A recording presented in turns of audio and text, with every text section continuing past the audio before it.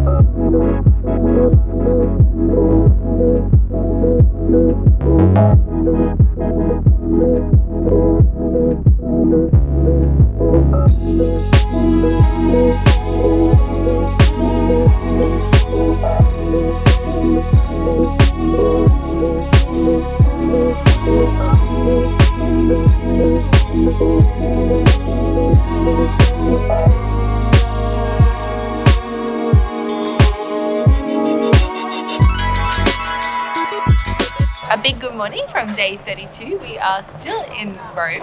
We have been over to the old Baths of Diocletian, which is now a church, and then now we have walked over to Termini train station, which is like the central main train station here in Rome, and there are some old ruins here as well, the old city walls. Yep.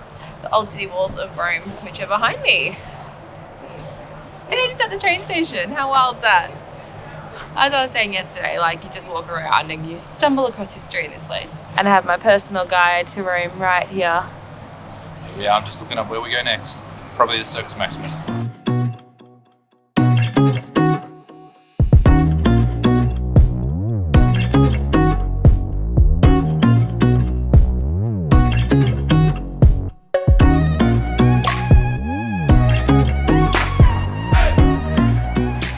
This is the backside of the Colosseum. Doesn't have a very nice backside.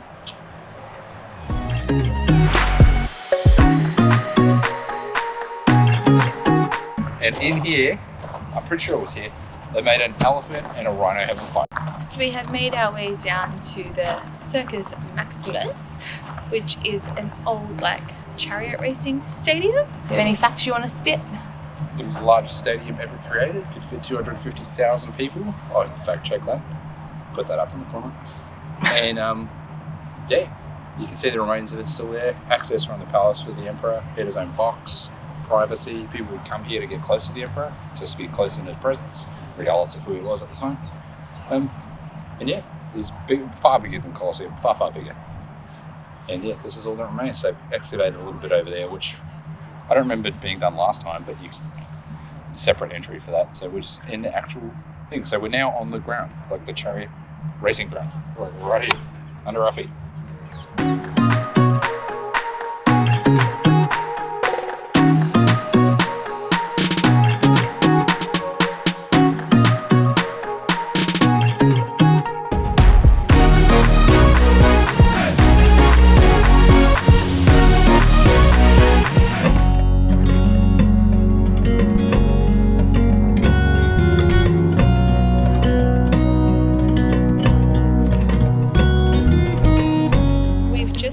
Down to the Arch of Janus here in Rome, and we've stumbled across this really beautiful church called the, I'm going to butcher this, the Chiesa di San Giorgio al Velabro. I'll put it there. Darren's taking a photo of it so we remember. And he was saying that it is probably one of the oldest churches in Rome, and it was really nice. It was just like super simple. It's still quite like original, and it's just not as, I guess, ornate as the other churches, which are absolutely stunning. But there was just something about going in there and just seeing this really nice old church. Very simple, not much decoration. I don't know, it just was really nice. So the Arch of Janus is the only four-sided arch preserved left in Rome. I think there's a few in North Africa. It's the only one here, and it was at the gateway entrance to Rome itself. And yeah, it's only one of its kind. It's not greatly preserved, but look, it's protected by a fence, so it's cool. And so this arch here, I don't know where it is, but this arch in hole 2 that's a picture of Hercules up there. He's got lion skins over the top. That's Hercules. So the fact that that is there, and it's next to this church, that shows how old this church is. So this would have been some sort of temple, maybe a temple of Hercules, but something that old, which is amazing. Because it's for ancient Roman iconography. All the proscenium in great detail too. So this is looked up at that bell tower. Look, that's a bit sketchy because it is on a big angle, leaning this way. If those are newspapers, I mean, that we sure come in. I do have to point out as well, this whole arch here with the Herculean symbolism on it. It's got a modern touch with a nice guttery system.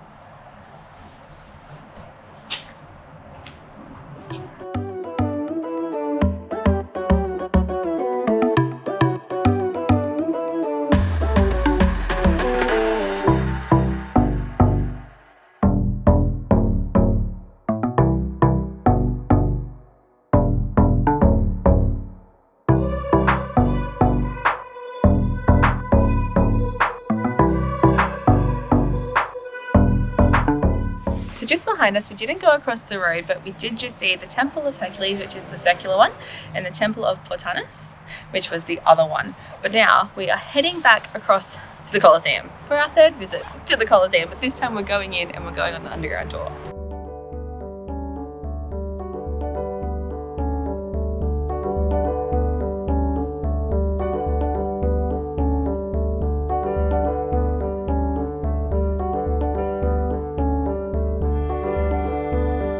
We're in the Colosseum.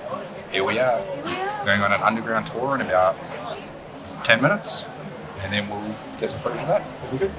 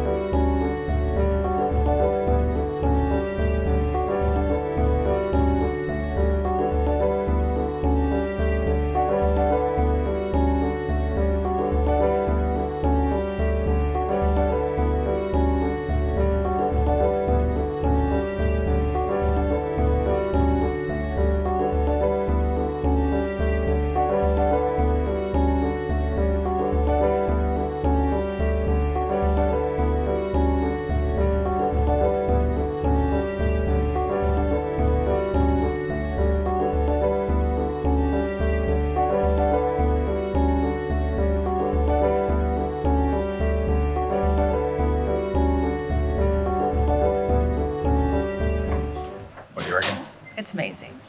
It's incredible. We're down in the underground tour. And just, like the view up there. Amazing.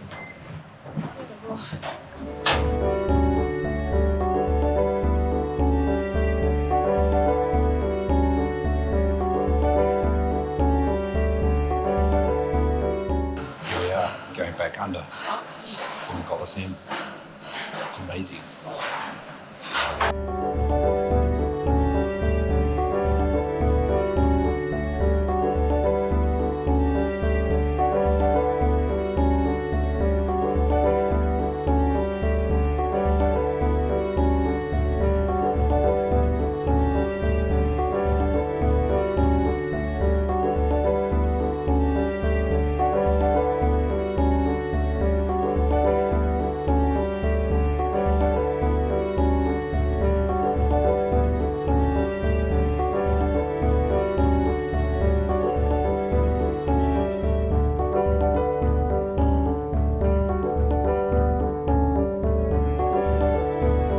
We're done.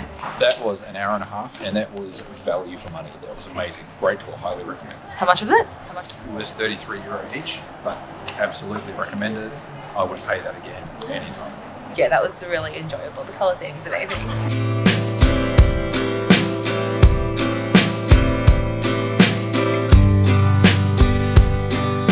We are at the Roman Forum. So what we're going to do is we're going to do a loop, like an anti-clockwise loop around, and then we're going to go up there to the Palatine Hill and see what's up there as well. As Darren mentioned, when we're at the Colosseum, the tickets were €33. However, they do include entrance to here, the Roman Forum, which you can come at any time, and the Palatine Hill as well.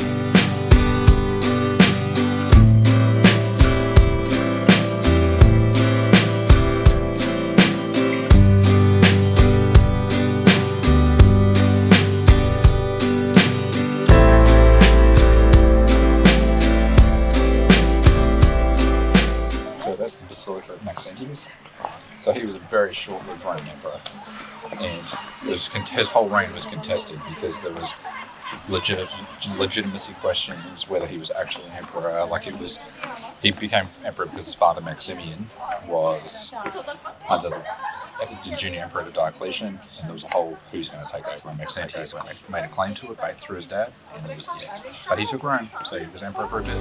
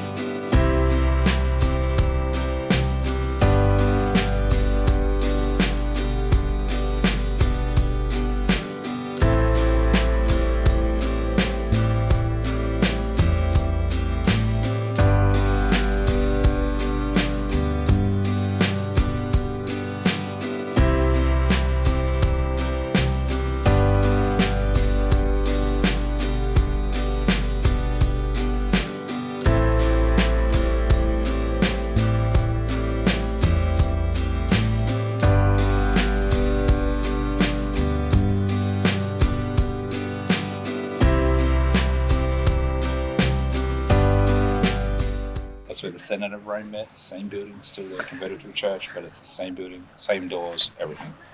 But we can't get in there today because work's in progress. There's nothing inside.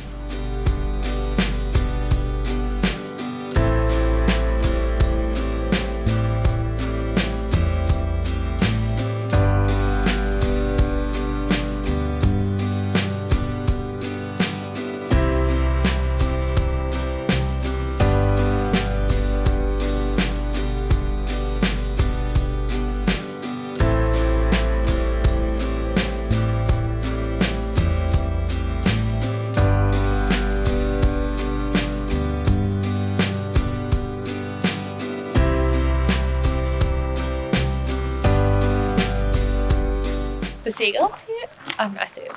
They're like the biggest seagulls I've ever seen. Hey, big boy.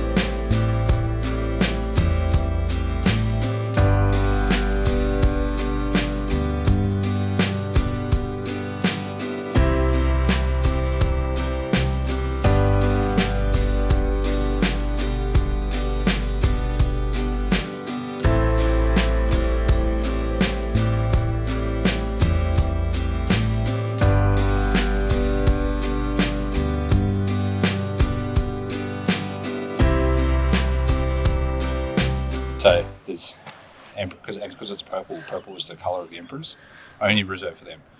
No one can. You can wear purple. You can have anything purple. Purple is only for royalty. Still is now royalty colour. You're wearing purple. Royalty. So there's a statue which was taken from Constantinople to Venice of 4 emperors, and it was made of porphyry. So that's how important it was. Emperors had their statues made out of it. It was always incorporated in statues of emperors. So that shows how important their building was.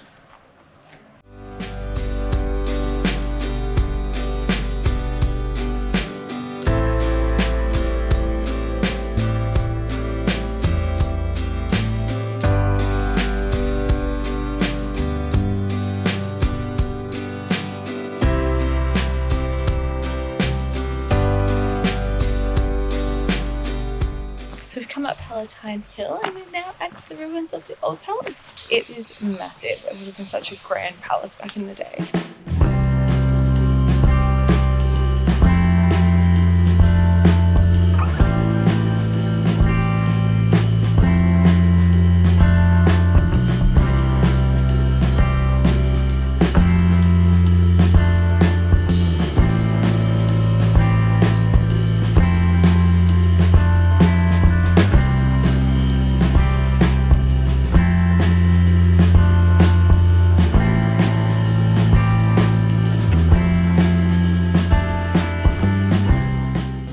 Just come into the House of Augustus and Olivia, which is the house of the old emperor, and the room we just saw is believed to be his bedroom, which still has the decorations.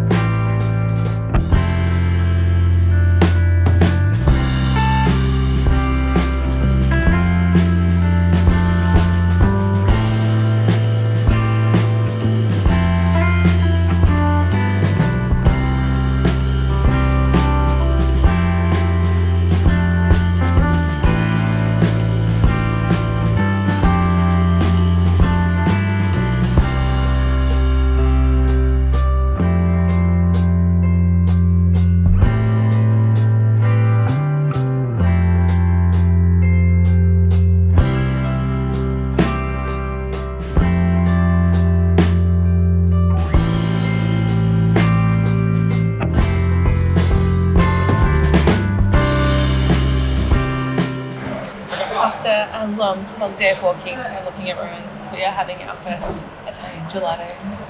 How does it feel?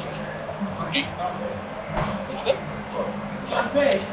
We're just sitting on some steps on the way back to our hotel room, watching the bracelet scam happen down there. It's been such a long day, so it's so good to sit down with a sweet treat.